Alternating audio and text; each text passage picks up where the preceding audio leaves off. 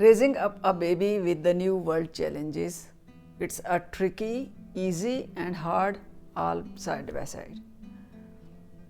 बच्चे की जो स्किल्स हमने डेवलपमेंट की हैं, self sleeper, self eater, socializing, इसके साथ साथ जो एक और अहम टास्क है जो जहन में रहना चाहिए वो है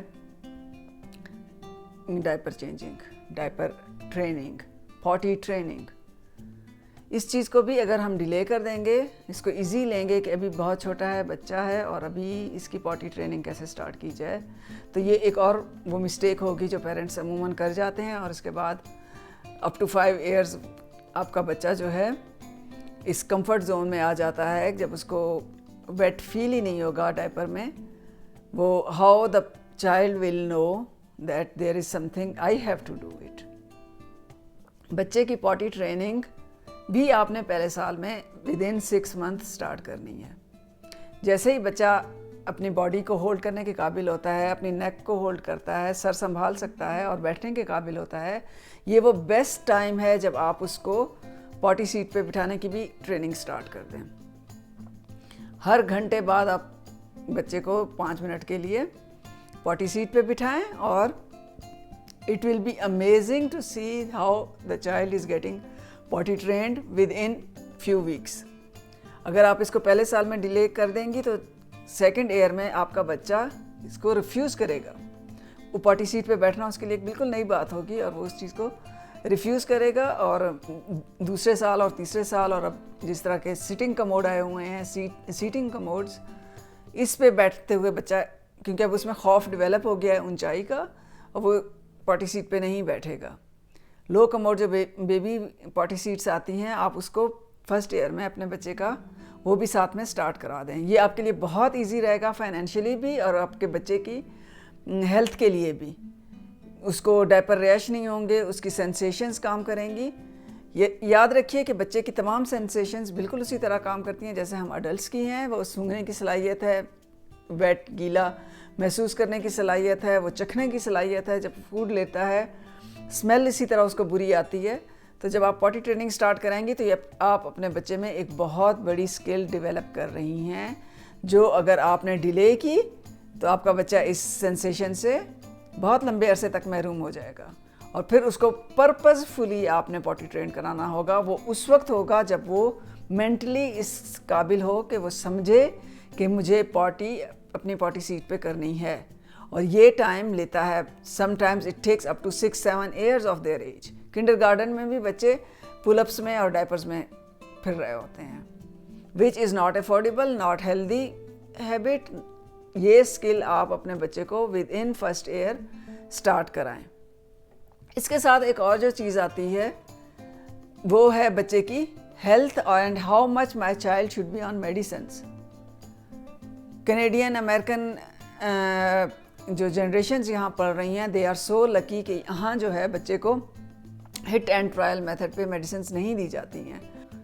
डॉक्टर्स मेडिसिन्स कंपनी चलाने के लिए नुस्खा नहीं लिख रहे हैं, थैंक्स गॉड. लेकिन पाकिस्तान और सराउंडिंग कंट्रीज़ जो हैं उसमें doctors are being played by the companies to promote their medicines. अपने बच्चे को उन इलाकों के लोगों के लिए और उन माओं के लिए अवेयरनेस बहुत ज़रूरी है कि अपने बच्चे को अननेसेसरी मेडिसिन्स ना दें.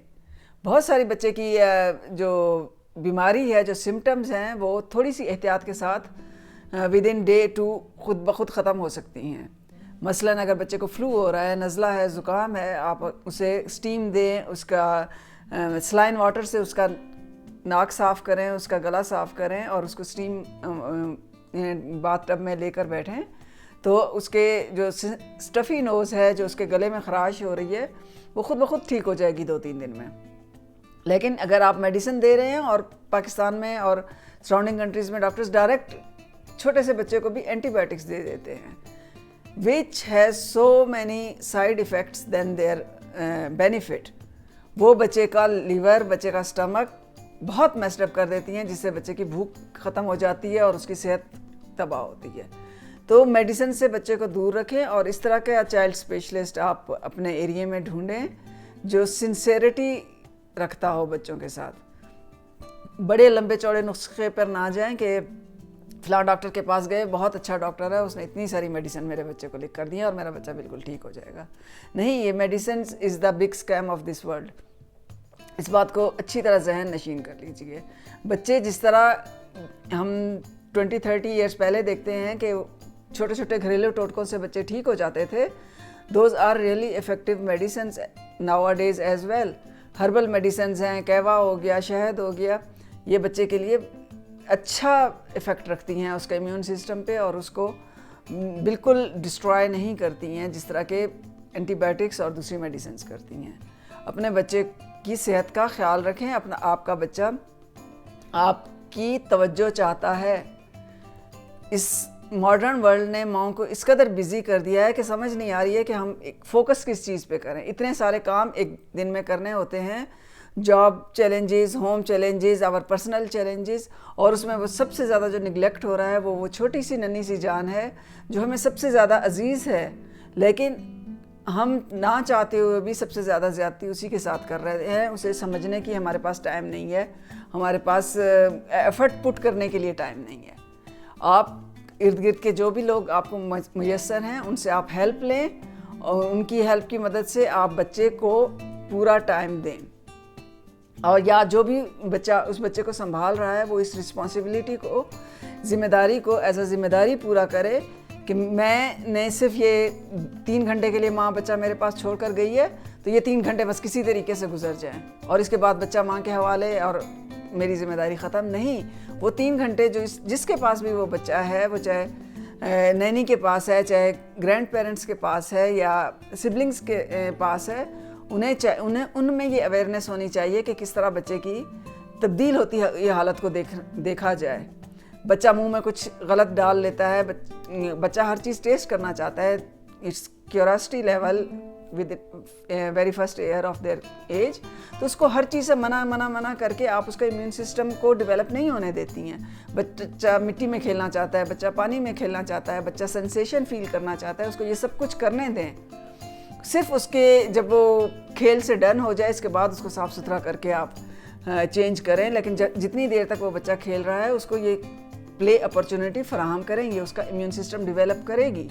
آپ بجائے اس کے کہ اس کو صاف ستھرا رکھنے کے چکر میں اس کی ساری سینسیشن آپ برباد کر دیتی ہیں. سردیاں ہیں تو اس کو ٹھنڈ لگ جائے گی, گرمیاں ہیں تو اس کو گرمی لگ جائے گی. اوور پروٹیکٹیو مام ہونے کے بہت زیادہ نقصانات سامنے آ رہے ہیں.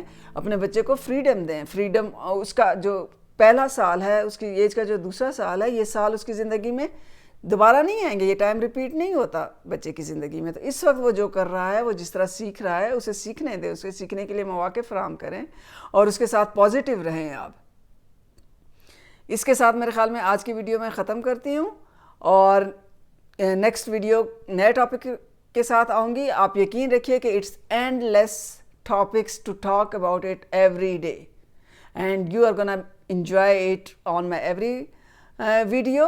So stay connected with me, like and share my channel and subscribe it. Thank you.